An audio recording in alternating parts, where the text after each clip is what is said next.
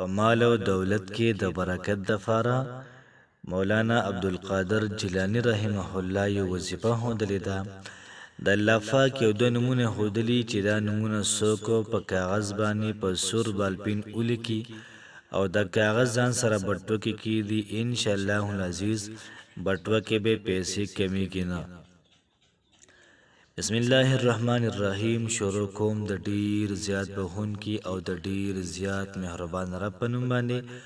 السلام علیکم ورحمت الله وبرکاته. امید در رب کوم چې تاسو ټول به ټیک ټاکې. الله پاکم خوشحاله آباد ساته. الله پاک د منګ او تاسو ټول د چا محتاج نه، صرف د الله پاک منګ او تاسو ټول د خپل بندګۍ محتاج ساتي. یاد ساتئ چې مال او دولت او دغه رنګ پیسې او روزګار د هر انسان دا ضرورت دی، او په دنیا کې چې څومره حلقې دي د ټول حلقې د پیسې پسې وروسته محترمو دا منډې وایي.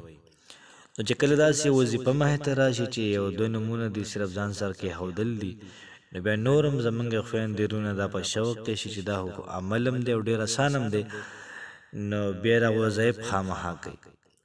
نو کوشش به کول پکار چې مولانا عبدالقادر جیلانی رحمه الله وظیفه ده او ډېره زیاته پاورفل وظیفه ده او په دې باندې خلکو ډېرې زیاتې تجربې کړې دي. نو کوشش کول پکار چې کله د جمعې ورځ شي او د مازدیګر د مازدیګر نه بعد دا دوه نومونه د الله پاک موږ ولیکو په کاغذ باندې او دا کاغذ به کېږدو بټوه کې. انشاءالله العزیز الله پاک به زموږ او ستاسو ټول مالي مشکلات د ختم کړي او د غیب نه به الله پاک موږ او تاسو له رزق او روزي دا راکړي. اجازت دپاره به کمنټ کې یو پیر د الله پاک نوم دا لیکئ. انشاءالله العزیز انشاءالله تاسو به تماشا کوئ چې څنګه د وظیفه کار نه کوي. نو راځئ چې رځو د وظیفې طرف ته.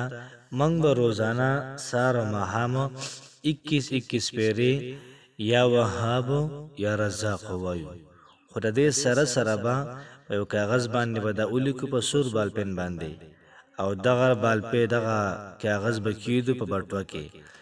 نو څو پورې چې دا کاغذ په دې بټوه کې وي یا پیسو په ځای کې وي، انشاءالله ستا په بټوه کې به پیسې نه کمیږي.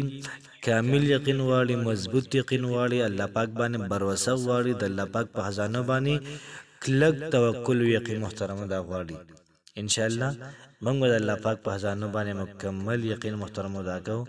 تاسو به تماشا کوئ چې څومره رزق الله پاک موږ او تاسو له راکوي. د دې سره سره یا الله یا غني یا مغني روزانه 21 پیرې سهار او ماښام وایئ. دا د مال او دولت لپاره ډېره زیاته مجربه وظیفه ده. الله پاک هم خوشحاله ساته. السلام علیکم ورحمت الله وبرکاته.